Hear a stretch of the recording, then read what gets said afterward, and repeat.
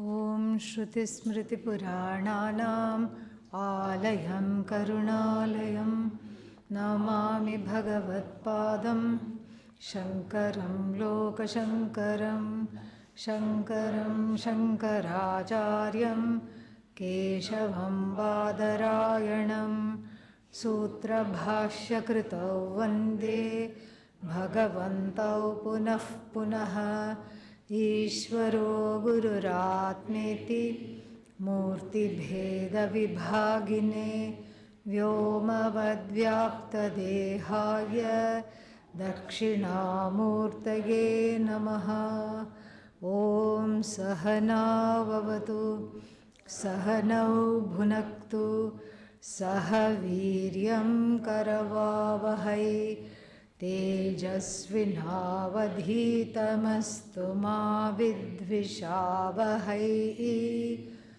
Om Shanti Shanti Shanti. We saw all the questions which are asked by who?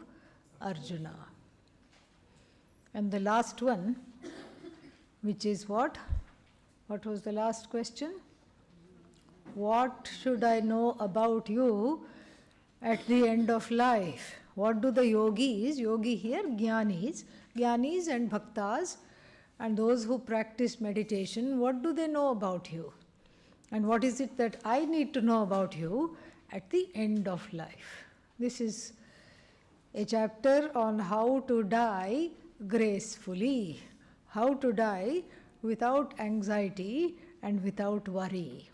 In fact, it is said that the whole life is a preparation for this only, the preparation of how to live gracefully, how to not hold on after the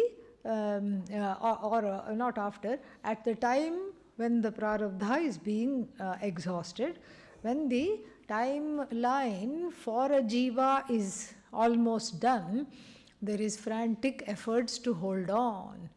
One somehow understands, oh, the time is near. Everybody kind of knows. And everybody has a different way of approaching that time. Everyone has a different way of approaching that time. Some people will just let go easily. Other people, what will they do? They will just fight till the end. And this is, this is illustrated by an ancient story. There was a great sculptor, wonderful sculptor, made life-like sculptures. And then he was also an astrologer, and he read his own chart. And in that chart was written, a visitor is coming today. Who? Lord Yama, yes. Lord Yama is arriving soon. Coming today, coming tomorrow, that's what it was. And then he went into panic. He said, no, I'm not going to die. I'm going to fool Mr. Yama right now. So he quickly used his sculpting skills to make 9 other murtis just like himself. You could not tell them apart. They were so lifelike in various positions. He made 9 and he went amongst them and stood like that without blinking. Stood like that. And first, Yama doesn't go himself because, he reserves himself for the best of the lot. And other small fries, like this sculptor, he will send the dutas. Dutas means messengers, gophers. Gophers means people who go get things. And so he sent these fellows and said, go, get this one's time is up. So the messengers went, they were thoroughly confused, utterly confused. One sculpture is standing like this, the other one is standing like this, third one is standing like this, fourth one is standing like this, fifth one is saying, don't come here, and standing like this. Which one is this fellow? They circled, none of the sculptures were breathing, None of them moved even an eyelid. They were all there, and they did not want to bring the lifeless one, because if they do it, it's almost like there is a double jeopardy. You can't, if they did take the wrong one, the lifeless one, that means he will have a long life. So therefore they did not want to make a mistake. SOS, SMS was sent to Lord Yama. Come quickly. This is beyond our pay scale. We can't do this. We need help here. You yourself come.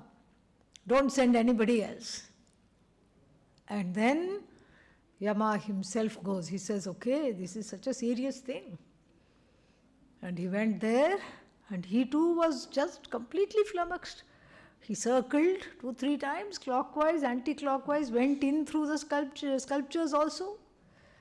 Tickled one, nothing happened. With a feather. Immobile. They were all standing like this, like statues. Of course, they were all statues except for one. But which one was not the non-statue was not available at all. So then the messenger said, see why we called you? You also can't. This is a task impossible for you also. He said, no, it's not impossible. Very easy. Come, just go along with me. He just whispered to them. And then they came out from the little maze of where the sculptures were standing. And he said, ah ha ha ha ha ha. Who is this wonderful sculptor?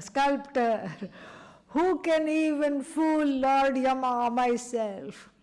You know what? I'm seldom fooled. Look at the hands, look at the legs, look at the fingers. OMG, so realistic. Who could it be? Alas, there is nobody in sight who I can praise. Nobody in sight who I want to sing his praises, but alas, nobody is there. So sad. No Yamadutas? And Yamadutas said, yes, Lord Yama, very sad. We also are very impressed. And we don't know where the sculptor is. We also wanted to praise him. Oh, well, let's go, because, this is of no use. And suddenly, one of the sculptures raises, me! I made all of this. Oops! Come along with us. And then harvested. So some people are like that. They go to great lengths to avoid death, but then Mrityu Pasha, that's why it's called Pasha. Pasha doesn't mean king. Pasha means king in some other language. Here, Pasha means net. It means net, not internet, okay? Yeah, because net means we only think of internet. Literal net with which you catch fish and all. So, Yama's net, nobody can escape. So, we have two choices. One can go struggling, kicking, screaming, or you can go gracefully.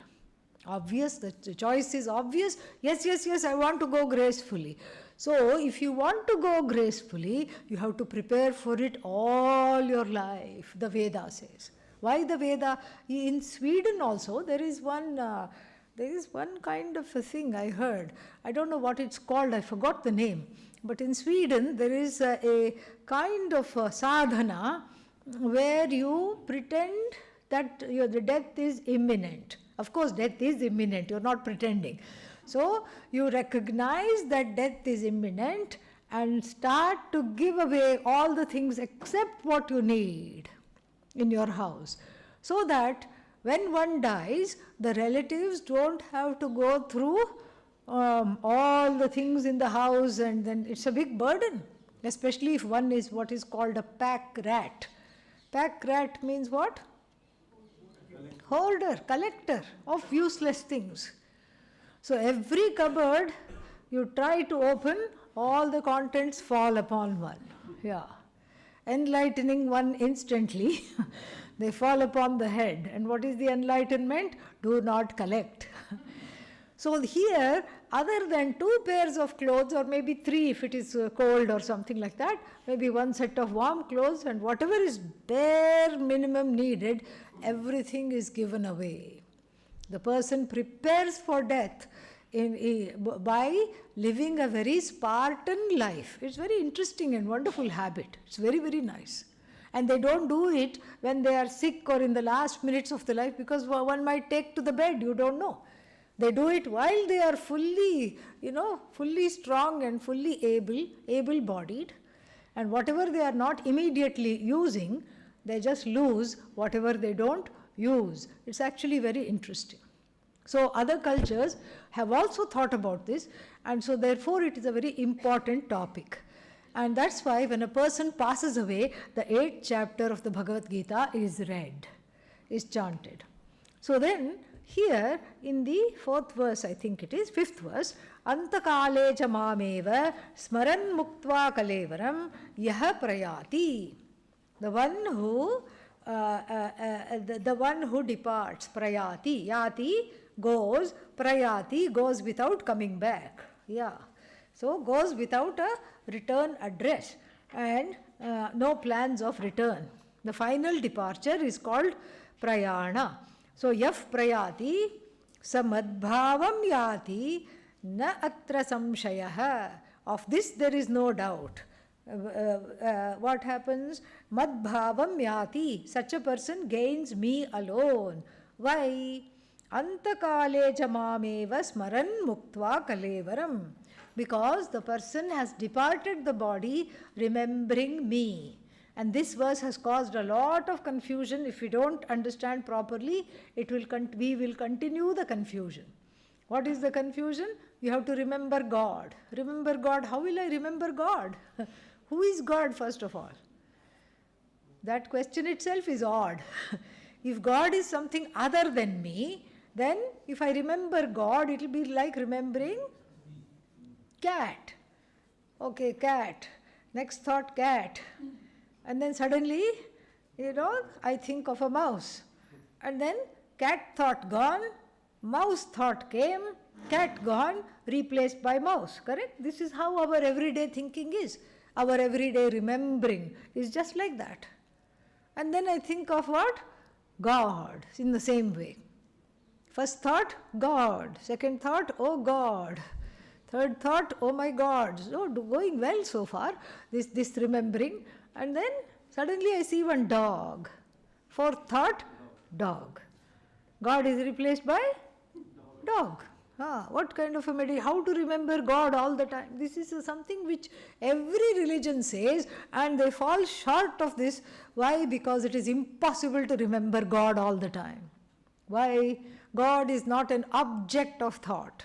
An object of thought you can remember. Where did I leave my keys? You can remember. Where did I leave my book? You can recall.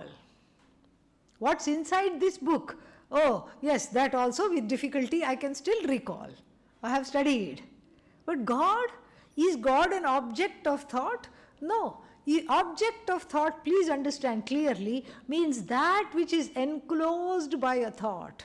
God is not that which is enclosed by a thought, so you cannot remember thought. There is no vritti vyapti. So when I say God, whatever arises in the mind is not, especially after having studied Vedanta for as long as we have, it is not an object. If I say tree, immediately tree occurs in the mind. Various ishta trees, whatever your favorite tree is, mango tree, oak tree, coconut tree, palm tree, all the trees come. If I say pot, all the sizes and all the shapes of pots come.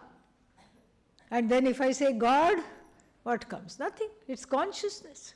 If I say consciousness, there is no object. You can't even visualize consciousness because it is not an object.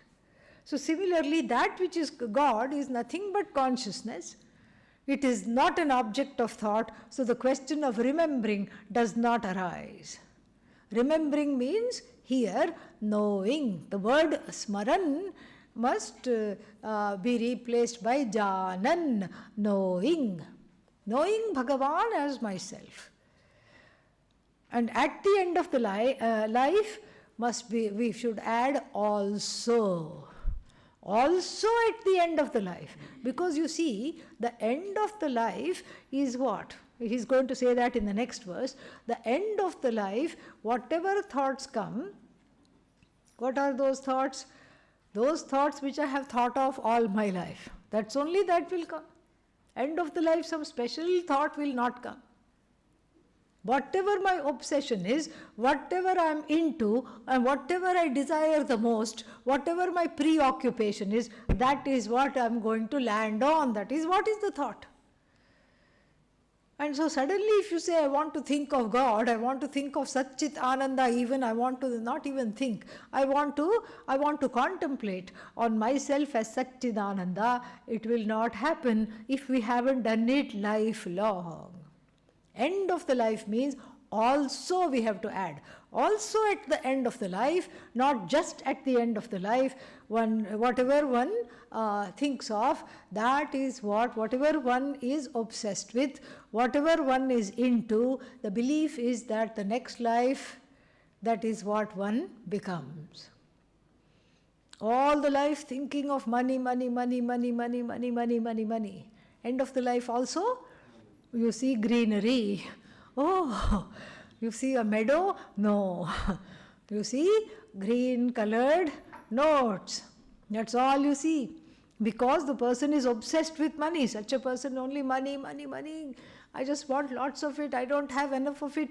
And then what's going to happen to my money? I'm about to depart my life. This kind of a person is obsessed with money. And then the next life, what will happen? Bank teller.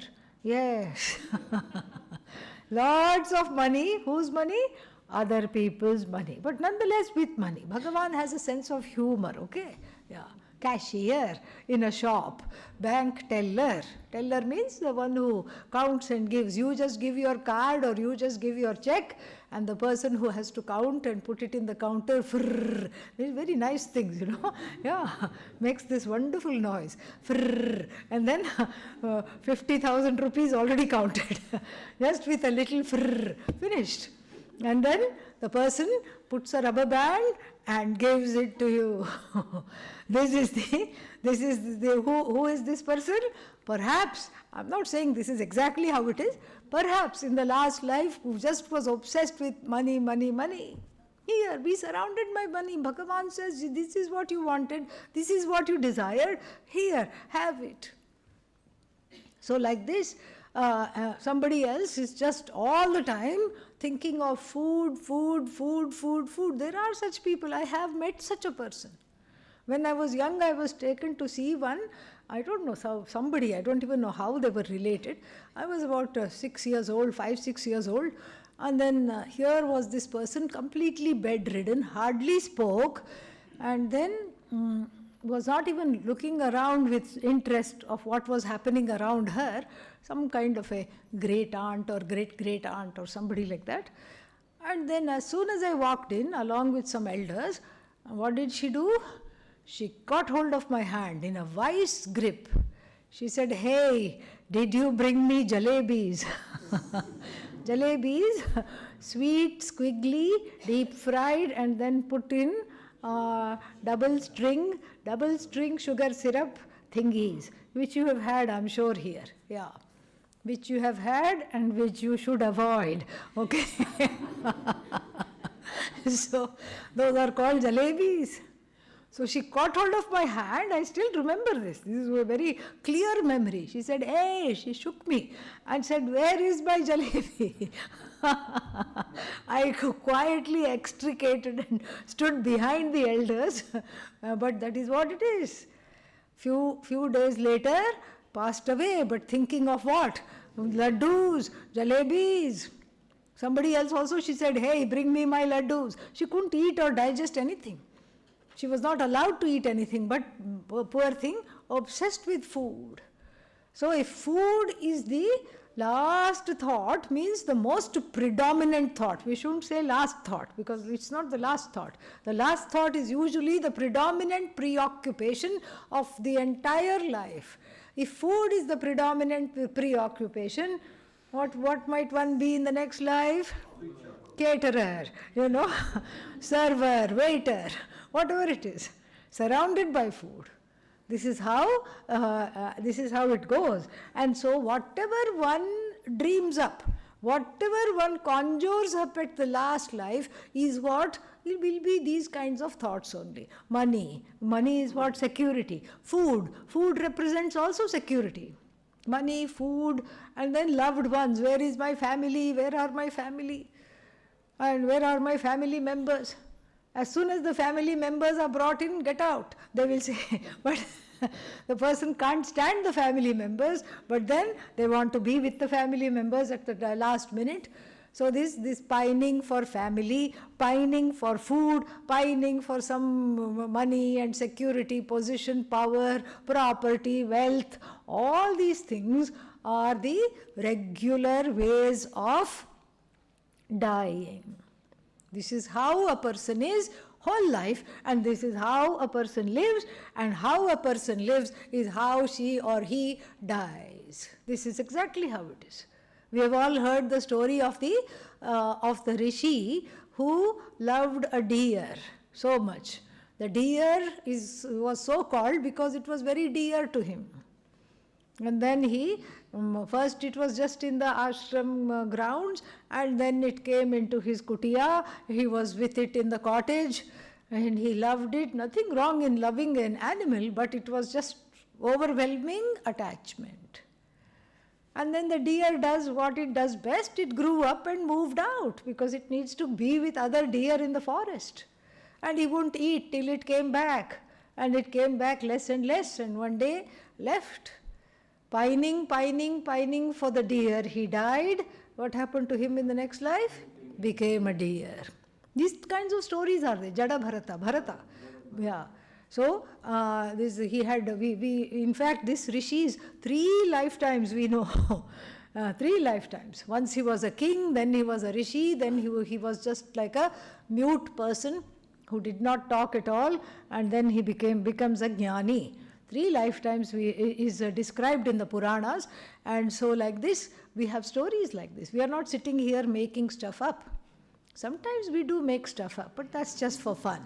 So then we have the whole point is the way one has lived is the way one is going to die, and that if we need an interruption in the way that we are going to die, we have to change the way in which we are living right now. That is the idea of this verse, and then the next verse is going to tell the same thing. Yam yam vapi smaran bhavam tyajyante kalevaram tam tam evaiti kaunteya sada tadbhavam tadbhava bhavitah. 6th verse says, whatever the person thinks of at the time of death is the predominant preoccupation of life, and then thinking of that at the time of death, if one gives up the life, then they reach that thing alone. They reach that thing alone. And you know what? The Hindus are very clever. They said, there is a loophole. We are going to outsmart Lord Yama here also. We don't want to go to adhogati. Adhogati means rebirth and all these things. We want to go to higher lokas. We want to go to Brahma Loka. Brahma Loka means where Lord Brahmaji himself will teach. We want to have a better gati. So what will we do? We have to think of who? Bhagavan. So let's name our children Rama, Krishna and Govinda. Yes. This is the only culture in the whole world where Bhagavan's name is given directly to children. Bhagavan's name is generally not given. In other cultures, you see, that is almost blasphemy. Usually they don't have Bhagavan's names. So here only we have straight away Lakshmi, Parvati, Saraswati, straight away. Straight away Bhagavan's name is given. Narayana. Narayana means Ayana means the goal. Nara, Narasya Ayanam. Nara means human being, and the human being's goal is Bhagavan, Narayana. So the thought is this, that this Narayana, this child by the name of Narayana is very dear to me.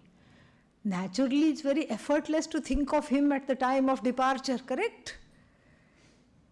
And then, before I pop off, I say, Narayana, and then actually it's double speak. Who am I thinking of? Child. And then who is the prayer? Who is being invoked? Narayana, Bhagavan. And so therefore, I will just slip away from some kind of a lowly life next time to an evolved life. Does this work? What do you think? No. Why? Because Narayana has a pet name, Nano. Lakshmi also has a pet name, you know. So therefore, what do you think of when one is about to die with all the tongue not working properly, the mind not working properly? If one is not comatose, what do you think of? Nanu is much easier. And Lord Yama says, ha ha, what you? This is how it is. So that's, at least we have to appreciate the naming trend, the baby naming trend in the Hindu tradition. We have to appreciate, because it is with the highest interest. It is with the highest interest, so that at least that's how we can think of Bhagavan at the time of death. And so whatever one thinks of, that is what one becomes. And then therefore, in the 7th verse, Arjuna is advised to lead a contemplative life. Tasmad mam anusmara. Anusmara does not mean remember. Anusmara, smara, remember, but here no. And then anu means in keeping. Yatha shastram anusmara. Means this is according to how the Shastra reveals Bhagavan. How does the Shastra reveal Bhagavan? As non-separate from my own self. Remember that. Brahman is not supposed to be remembered. It's you. You can't remember Brahman. It's not something that's forgotten. It's not something that's remembered. It's you. Either you know or you don't know. If you know Brahman, then there is no question of remembering or forgetting. Even if the mind goes, the fact that you know you are Brahman, it doesn't go. Even if the mind goes, even if a jnani has dementia, Alzheimer's disease, and all these other forgetting diseases that come to the mind, cognitive decline, does that stop one from being a jnani? No. Pujya Swamiji used to make this very clear. He had a friend, another sadhu, who just lived right here when all these were just little huts in the 60s. Instead of all these ashrams, we used to have little huts occupied by sadhus. And then in one of the huts, a very knowledgeable, erudite Mahatma was there, forgot his name, and then he also had many students who used to come and visit, and he used to teach. He was a friend of Pujya Swamiji, and then he developed dementia. Could not even recognize his own students. So one of his students came to bring him tea, and he just got up and said, "Who is your guru, my dear sir?" And this person says, "You are my guru." Really? Me? Okay. He was very jovial. But such things are there. The knowledge is not disturbed. What is disturbed is the ability to, the prakatikaranam, the ability to manifest that knowledge, to share that knowledge is not there. The mechanisms are not there. The instruments of declaring this knowledge or sharing this knowledge may be damaged, but the knowledge is intact. Because it's not a knowledge that is based on memory, thank God. See, so now you have lost one more excuse not to pursue Vedanta. You can't say anymore, my memory is bad, so I won't come to the classes, I won't pursue this because I can't remember anything. Thankfully, this is not based on memory. It is you. You don't have to remember I am Brahman. And here, in whichever verse this is, what is that? 7th verse, this one is being told, Mam Anusmara. Mam Anusmara means, please contemplate upon me. as the truth of yourself. How do we know this? Mayi arpita mano buddhihi. Because you do this contemplation by surrendering everything to me and knowing me to be the truth of you. Oh, but I don't have time to be a contemplative sage, Arjuna can say. I have a war to fight. I have places to go, things to do, people to see. How can I contemplate when I am so busy? That's why it is added, Mam anusmara yudhyacha.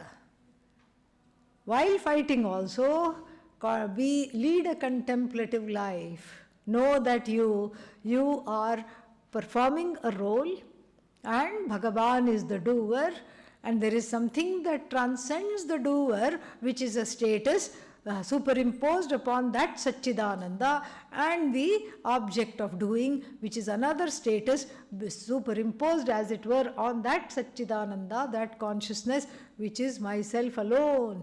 In this way, if you contemplate all your life, then you will gain me at the end of the life. Gain is not like going somewhere. Gain is not getting something.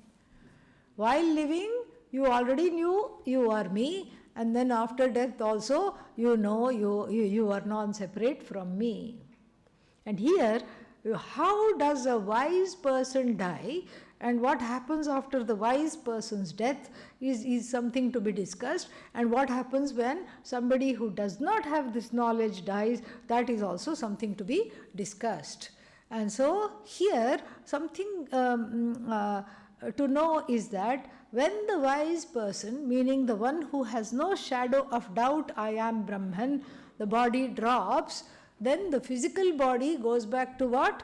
Physical elements. Subtle body, what does it do? Disintegrates at the time of death, goes back to the subtle elements. And then, what about the causal body? No causal body. Why? What is the cause of the body? Ignorance. No ignorance, no causal body. Causal body is destroyed, and then the effects of the causal body are what? Also destroyed. Effects of the causal body are also destroyed. Causal body is ignorance. If the cause is destroyed, can the effect remain without the cause? No.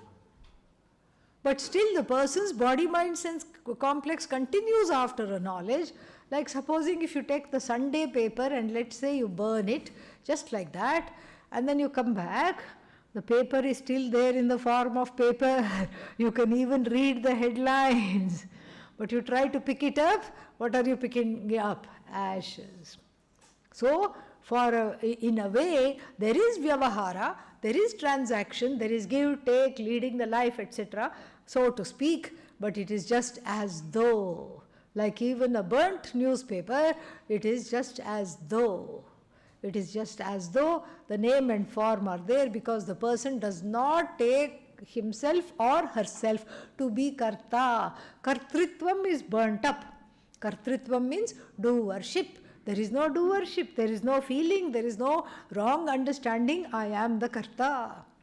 And so this is what is needed, and in order to do this, the first stage of this contemplation is surrendering doership to Bhagavan, Karma Yoga. Karma Yoga alongside what?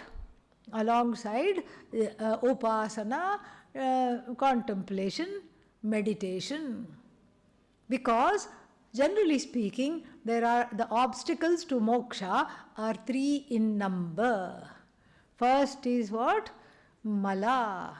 Mala means, no, first we'll do this. Ajnanam. Ajnanam is what? Self-ignorance. Self-ignorance is there, which is an obstacle to gaining the truth of who I am. Self-ignorance, the effect of self-ignorance is to make me aligned with and identified with what? The all things finite, body, mind, senses, etc., etc., etc. That is what it makes me does. And so, first obstacle to moksha obviously is Atma Ajnanam. Atma Ajnanam morphs into Raga Dvesha. And together they are called mala, impurities. What kind of raga dvesha? So I shouldn't have any likes and dislikes? That's not what is being talked about.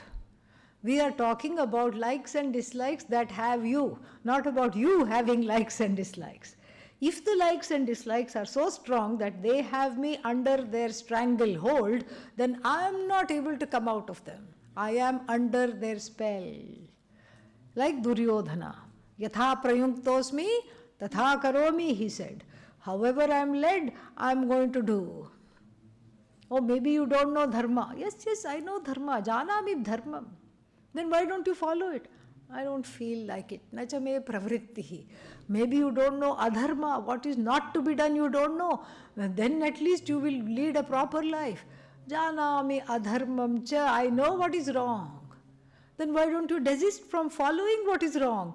Nacha me nivrittihi. I can't stop doing what is wrong. I can't be motivated to do what is right. And however I am led, I am going to be led like that. This is what we have to interrupt.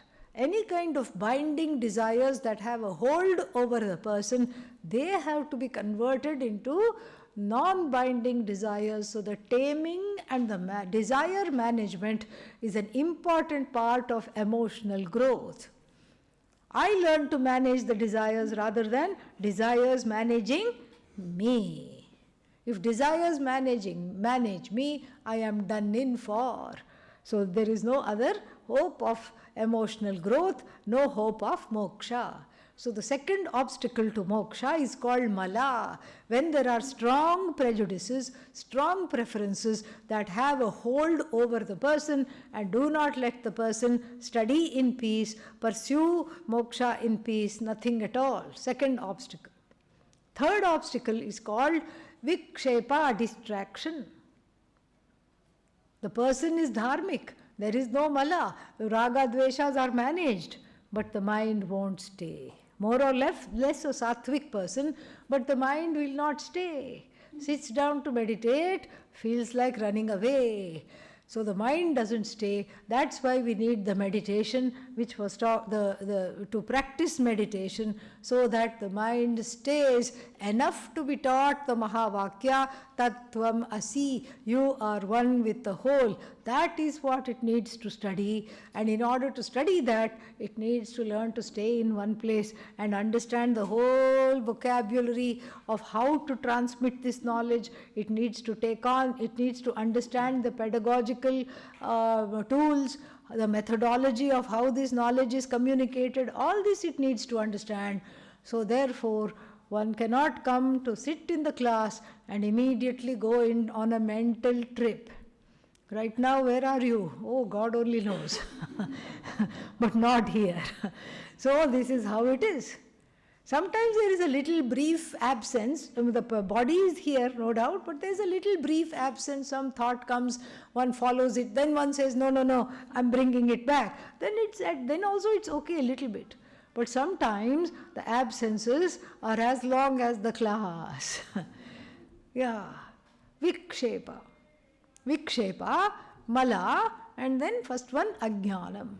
Then the fourth obstacle to moksha, the last one, is called laya. Laya means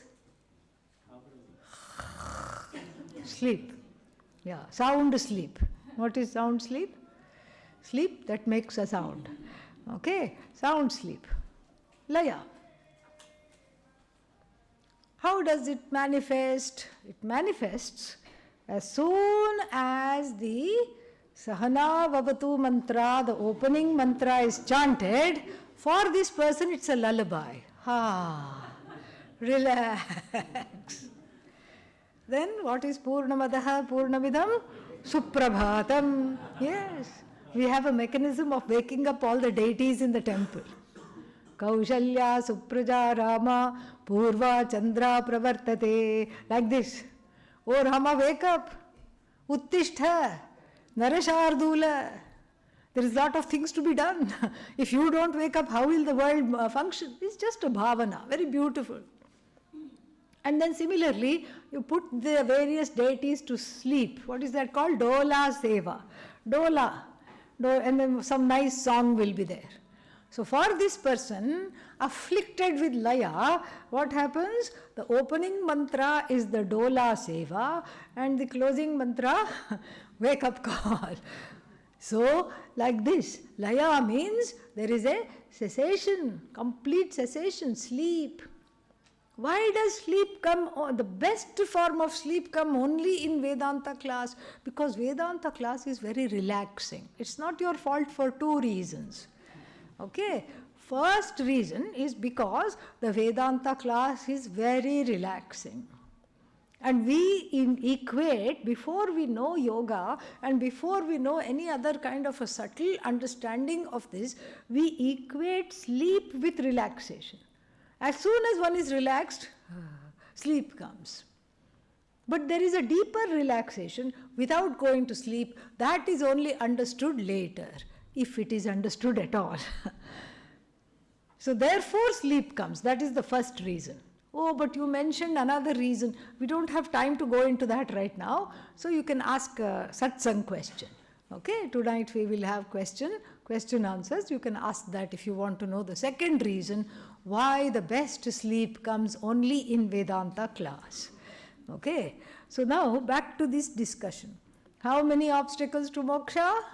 4.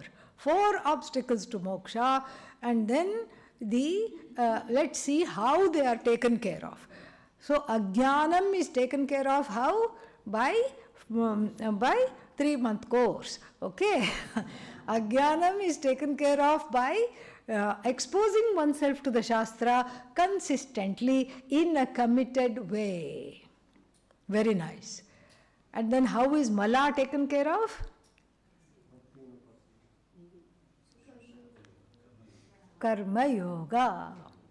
Karma Yoga, where I do everything not for my own sake, not for the sake of rather karma phala, results of action, but for the sake of emotional growth.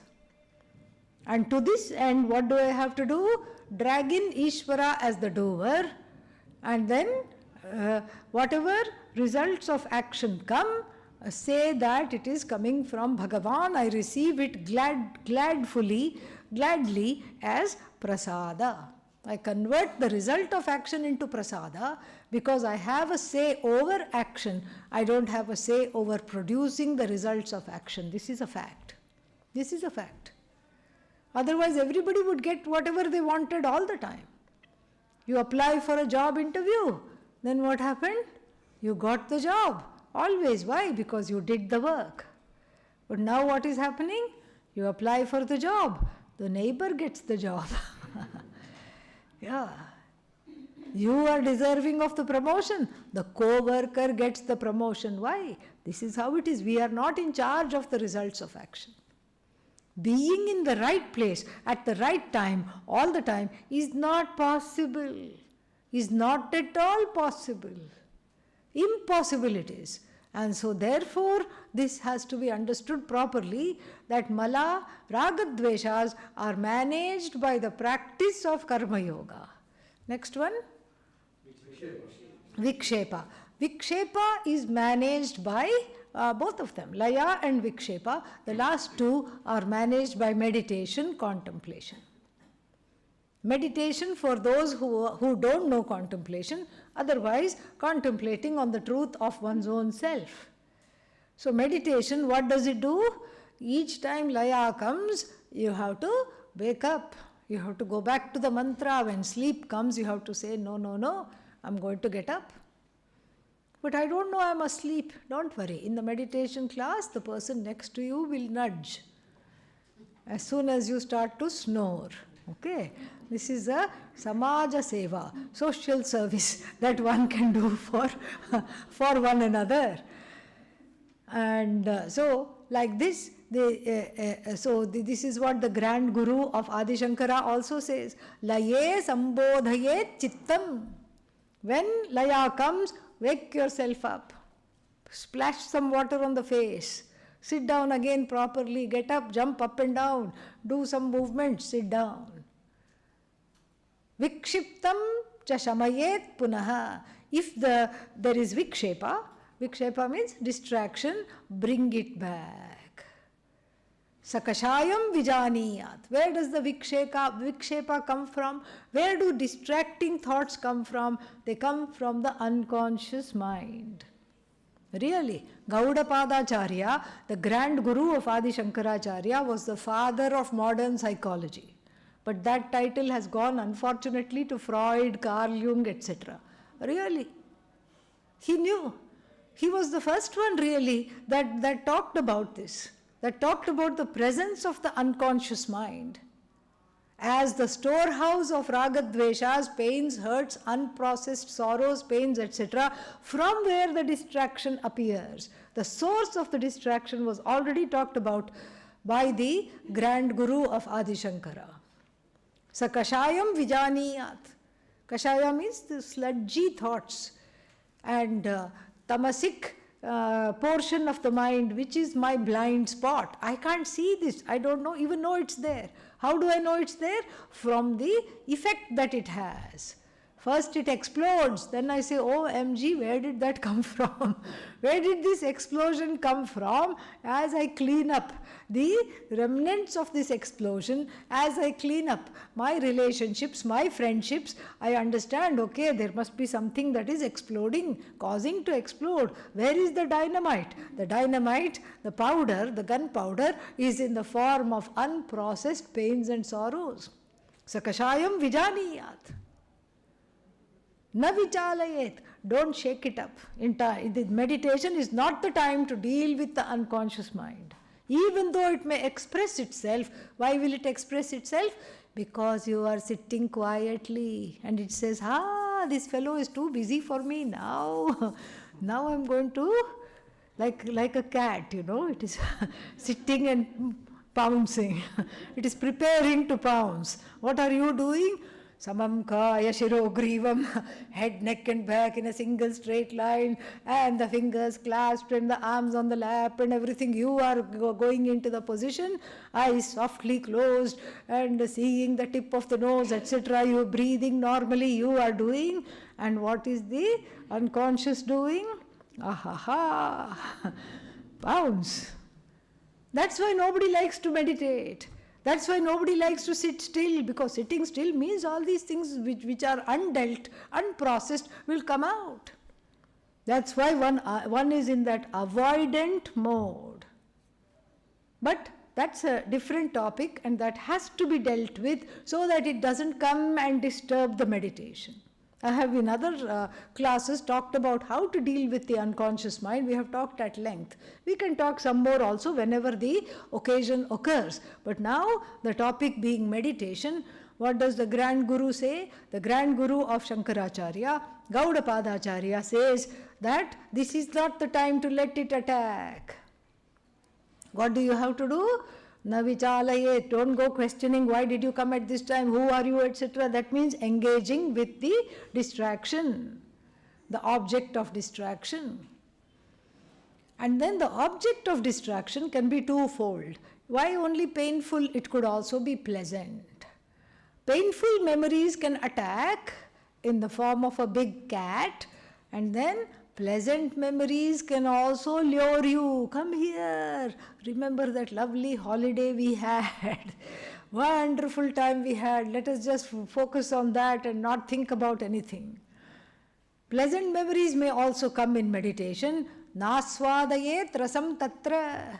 Don't start doing aswadanam, tasting the nice feelings. Nice feelings bubble up. Oh, I'm meditating, I'm feeling so peaceful, let me just go into that peace. No, don't go into the peace. What? I thought I was supposed to enjoy the peace. No, you're not. What am I supposed to do? Be with yourself. There is a deeper vantage point in extricating yourself from enjoying that peacefulness, coming back to the Sakshi, coming back to the witness. Oh, you are a killjoy. Doesn't matter. You are a spoil sport. Doesn't matter. It's not really a spoil sport. Why? Because there is a deeper vantage point, a deeper immersion that is denied to me if I go into this pleasant vikshepa. So vikshepa of both kinds, pleasant and unpleasant, are dealt with through meditation. or won over by meditation. So these are the obstacles to moksha, and the obstacles to moksha we don't wait to take care of at the last moment in death. When do we take care of? Right here, right now. So then the topic changes a little bit from verse number 9 onwards. Verse number 9 to where? Ananya chetasa satam tasyaham sulavah partha nitya yuktasya yoginah. Yeah. So from verses 9 to 14, there is a instruction. An instruction based on Patanjali's Yoga Sutras. How the yogi, meaning the master of the mind and the senses, yogi may or may not be a jnani. Okay? Every yogi may or may not be a jnani. So, this is what we have to see. So, here the Yoga Sutra, what does the Yoga Sutra say about death and dying is talked about at length here. So, first is focus on, the mind should be focused on who? Bhagavan. Who is this Bhagavan? The source of the universe, described very beautifully in this verse. Let us chant. Kavim Purana Manushasitaram Anoraniyan Samanusmaredyah Sarvasya Dhataram Achintya Rupam Aditya Varnam Tamasaf Parastat. Kavim means the one who is all-knowing. Kavi means poet. Kavi means poet, and the poet is called Kavi in Sanskritam because the poet has a different take on most things in life than you or I do. If we go, we will see some yellow flowers and walk on. Oh, nice, we'll say, at the most. But if William Wordsworth goes, then he sees timelessness there. When all at once I came across a host of golden daffodils, time stops for him. He sees the timeless consciousness there, right there. He sees the oneness. So that is a kind of a far sight. The far-sighted one is called Kavi. Here Kavi means all-knowing. So the all-knowing one is called Kavi, the omniscient one, the all-knowing one who is Purana. Purana means did not start yesterday, doesn't have an origin, as ancient as you can think of, all the time that was there. Anushasitaram means the one who is manifest as the ruler of the universe. Anushasitaram. And then, how do I know this? This being Anoho Aniyan, subtler than the subtlest. Some Anusmaredya means contemplating in keeping with the Shastra, and there is only one form of contemplating which is as non-separate from myself. This omniscient beings, this shining being who is Aditya Varna, who is the nature of all knowledge, who is Tamasaf Parastat, who is beyond even a whit of tamas, no ignorance at all. This one, how should I think of this one? As the truth of myself. Sarvasya Dhataram, the sustainer of all. So that consciousness endowed with the status to create, the status to sustain, the Shakti to take back, this Bhagavan I think of as non-separate from myself. Think again in apostrophes. I know, I contemplate on. So the first thing to do is that. And then the second thing to do at the time of death for the yogi is described. Let us see further. Prayanakale manasachalena bhaktya yukto yoga balena chaiva bhruvor madhye pranamaveshya samyak satam param purusham upaiti divyam the actual method of a yogi's death is talked about in this verse. Very interesting. So prayana kale means at the time of death. This is a very big if. If I know, how are you going to know? Everybody is not Bhishma. Bhishma knew. Bhishma was a yogi. Bhishma was a jnani, even one can say, because Bhishma had what is called Svecha Maranam, being able to regulate one's life and know the time of death, respect the time of death, and go even otherwise decide the time of death. Why? Because the person is beyond time anyway. The timeless one can decide because the timeless one is a jnani. But everybody is not like that. So here, the yogi, through the practice of yoga, the yogi may be a jnani, may not be a jnani, but the yoga practice itself, the practice of yoga, gives a certain bala. Yoga balena. Yoga balena means through this abhyasa, through the meditation, through the study of Yoga Sutras, and through the practice of Samadhi. Through the practice of Samadhi, what does one do? Forget the verse, we'll just see what one does and then go back to the verse if needed. So, what does one do? One visualizes the cavity in the right side of the chest. Why right side? Because the heart is not there and the panic will not come.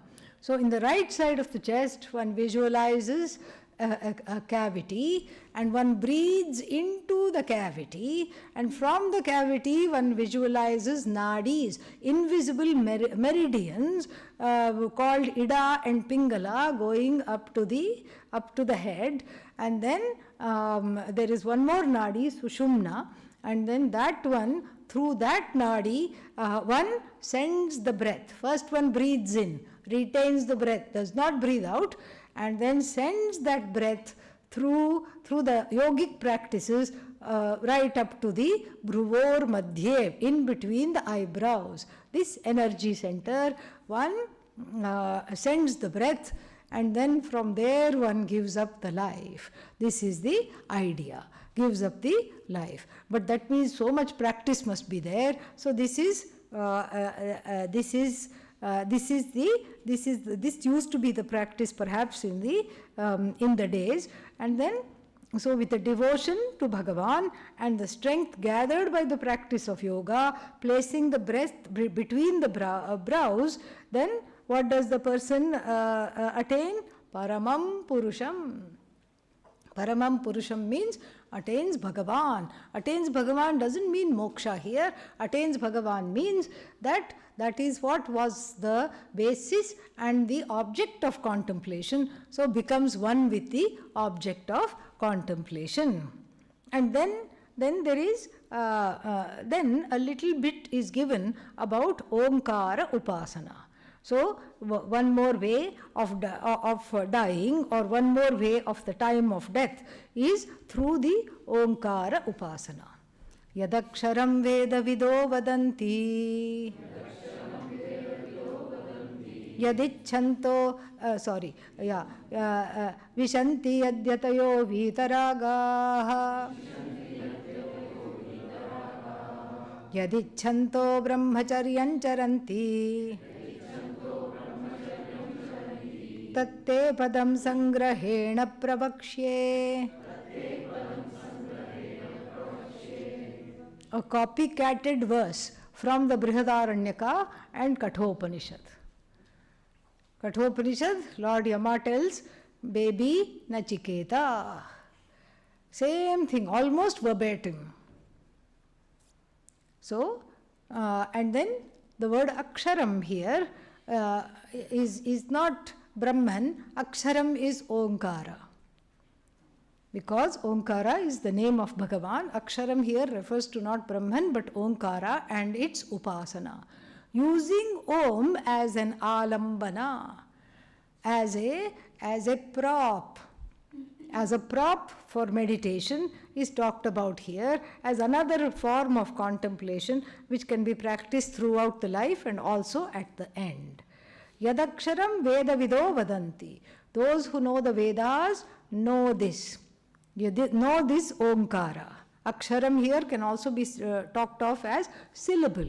The syllable Om, the people who know the Vedas, the people who are Jnanis, know this very clearly.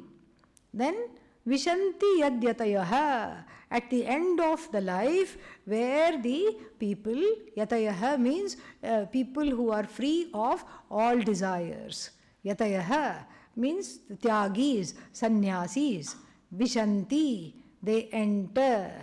The renunciates who are freed of all kinds of desires become one with what at the end of life? Why? Because they are vitaragaha, free of desires. Where else have we encountered this word vitaraga? Yeah, second chapter. Vitaraga bhayakrodha sthitadhihi munihi uchyate. Vigataha ragaha yasmat, from whom the raga has departed. And then knowing which, or desiring to know whose meaning, the meaning of Omkara as themselves, they lead a life of brahmacharya, a life of physical and mental discipline throughout their life. This is what brahmacharya is. Brahmani charitum sheelam asya asti. The one who has the desire to just be in Brahman, understand Brahman. And so then tatte padam, that word I will give you briefly. I will talk about briefly. Briefly means what? Om iti etat. That part has not been taken from the Kathopanishad. But in the Kathopanishad, Om iti etat. The word Om is magical, really. You keep chanting Om, Om, Om, Om. After a few days, you feel like you don't want anything at all. Yeah. That's why Kevala Omkara Upasana is not recommended. Only chanting Om is not recommended for people who are in the world and have things to do, people to see, places to go, things to accomplish, because you will not feel like doing anything. Om is like instant recipe for Vairagya. It will give Vairagya immediately. Whereas sannyasis are told not to stop chanting Om. Why? Because we don't want them to come on the other side. Sannyasis are told, please chant Om.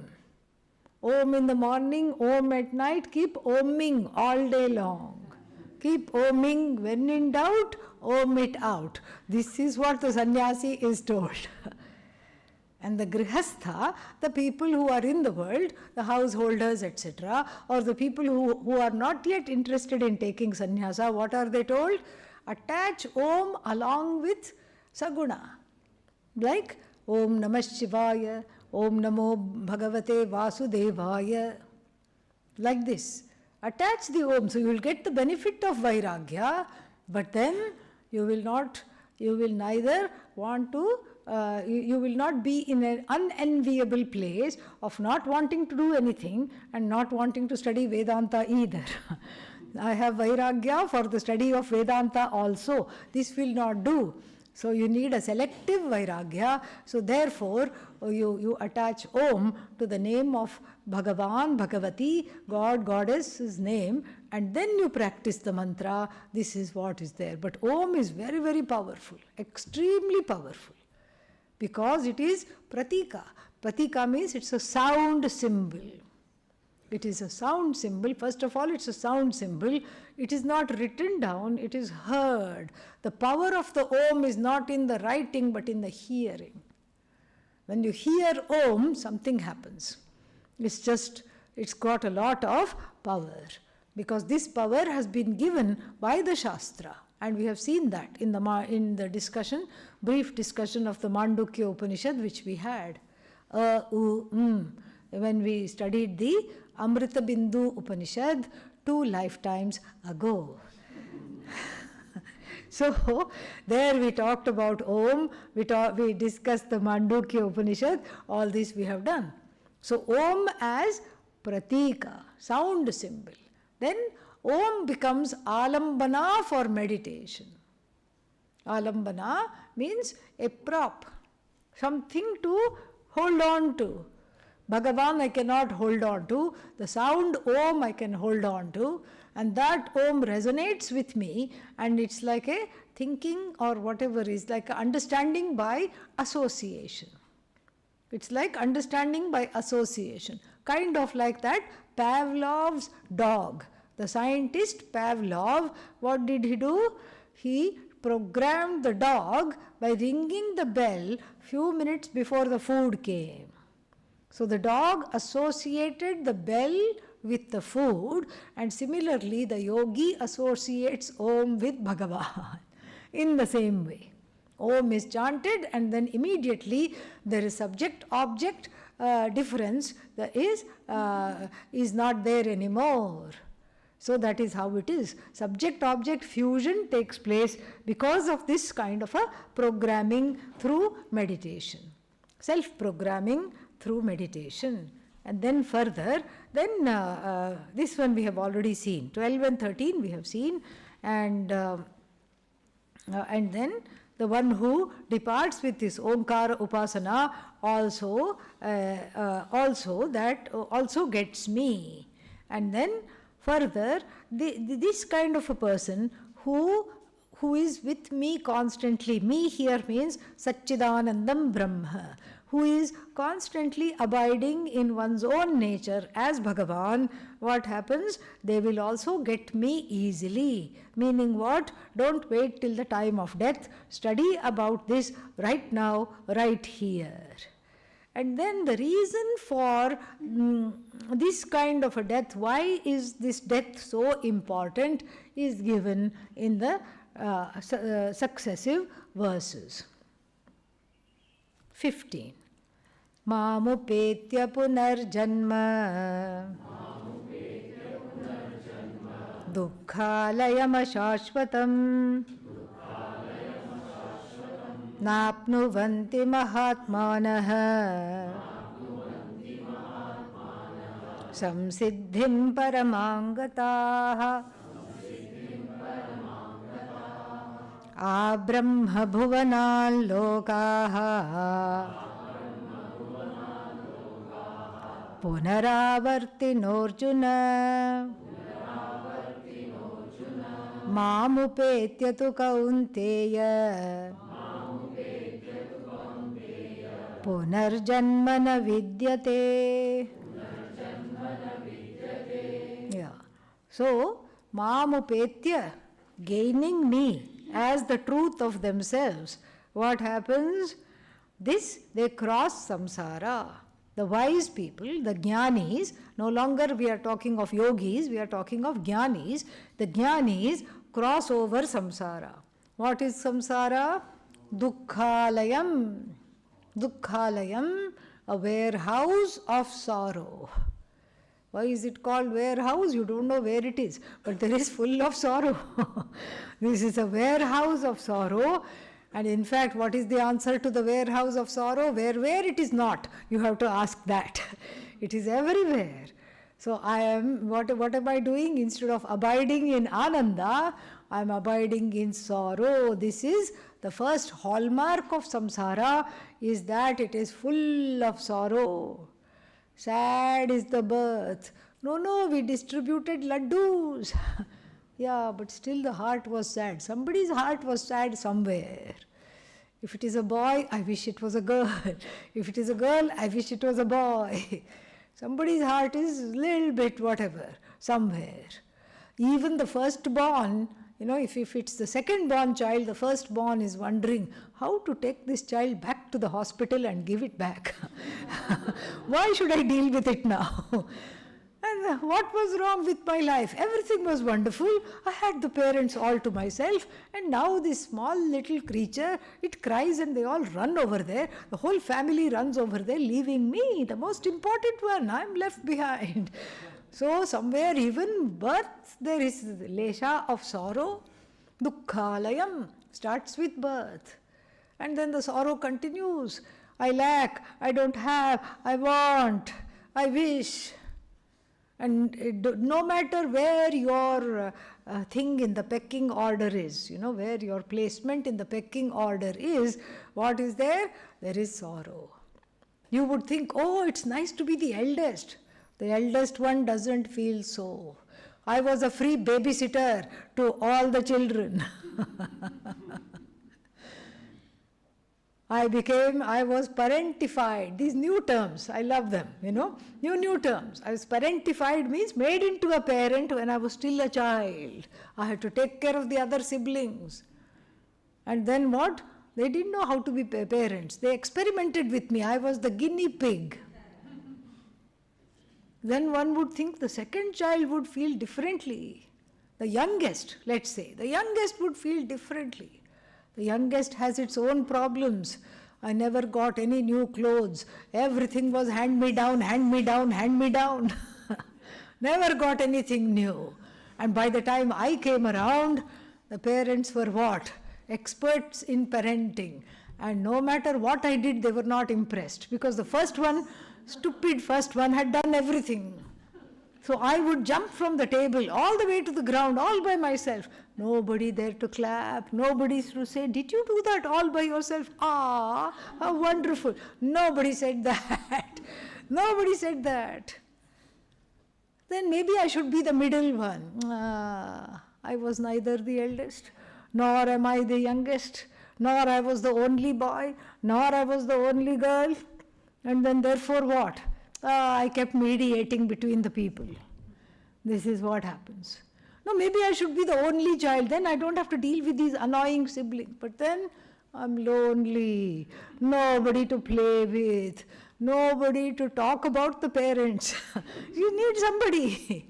This is instant therapy. If you had siblings, then then it's easy. You can just say, don't you think they are behaving crazy? The other one agrees, absolutely. They have really lost it. Instant therapy.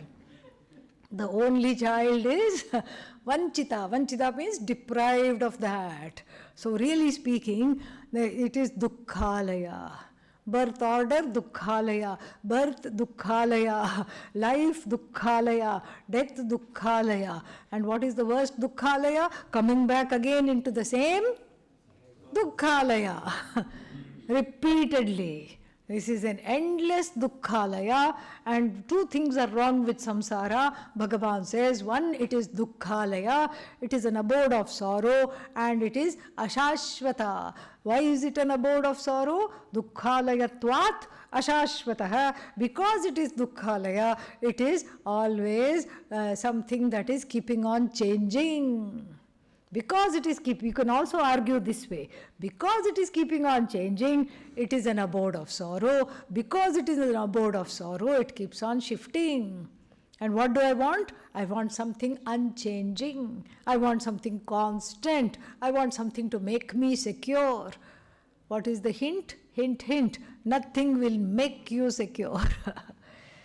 Unless and until you discover that you are the definition of security itself. That is what has to be done. The whole shift in the focus has to be done, because what you are seeking is wrong.